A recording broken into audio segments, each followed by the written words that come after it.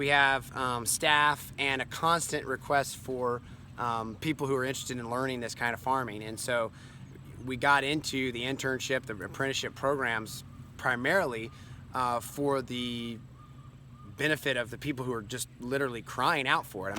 I mean, we enjoy teaching. I like showing people new things and teaching them and seeing them go out and be successful farmers other places. But we got into it primarily because people were just clamoring nonstop for, like, we got to learn this, we need to learn this. And so it's been everything from we've been doing the apprenticeship program since the mid 90s. Wow. So we've seen a lot of change in the demographics. I mean, at first it was kind of young, pre-college type or mid-college, and now we're seeing middle-aged folks, people that are getting out of the rat race, done with the cubicle thing, and are wanting to be more involved in food. So the three that we have now, we have he's left the military, and he was military for a little while, and then he did like government contracting type stuff, and wanting to totally change vocations and be a farmer. We have a young, like just out of high school, who wants to farm and grew up kind of homesteading, but wants to really take it and be full-time farming. And then we have a late 20s teacher who loves to teach, but was tired of that rat race and wanted to get into something real. So she's doing awesome and loves to be out and just again change of vocation. That's so amazing. that's just a snapshot, and it just gets crazier from there. And how long do you work with each of the apprentice farmers?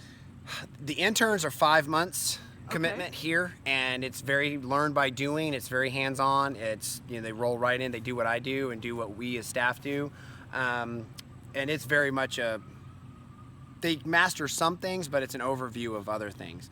And then the apprentices are an additional 12 months. So after they've been here for that long, they've been here for 17 months, if my math is correct. Yep. And then they can go out and some of them roll into staffing here as we grow.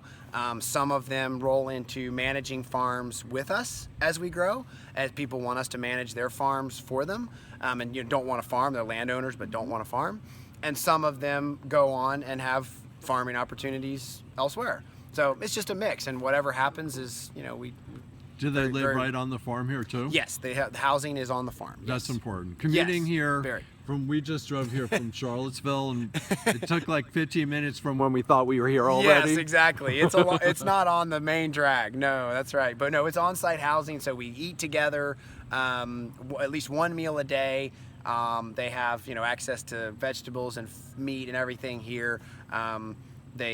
We have on-site housing and such, so it's a very inclusive. It's not like an 8 to 5 thing. It's all day. If we're out doing chores, they're out doing chores, and it's a complete experience. We don't say it's an education, but it's a farm experience, and it's total immersion. And if at the end of 5 and or 17 months you love it and you're still doing it, then you're probably going to be great at it. Right. So. That's so cool. I think education is probably equivalent, if not more, of at least getting a master's. And no, I mean really, right. It's real education. Right. And just for the record, could you give us your name Sure. and the name of your wife and your children? Yes, I'm Daniel Salatin. Joel's my dad. I'm married to Sherry, and we have 3 children, Travis, Andrew, and Lauren, and they are 14, 12, and 9. Great. Do you think they're going to continue the tradition here? Well, I hope so. I really want them to. They have their own projects. My oldest son has some ducks that he raises and sells duck eggs. My middle son has lambs and sells sheep. All this is for production meat. It's not for pets. They all have. And then my daughter has chickens that she raises. A mixture of the fancy breeds. So a lot of people like to having backyard chickens, but they don't want to go through the brooding stage. That's a big, hard step. That's a lot of expense and stuff. Yeah. So she works on selling ready-to-lay pullets that are ready to start laying for people and who want a pretty different color. So you'll see she's got some Americanas, she's got some Kakanans, she's got some Polish, just a whole myriad, and then people can come in, I want that one, I want that one, I want that one. Oh, wow. And you can mix and match, because the minimum order is like 20 chicks from a hatchery.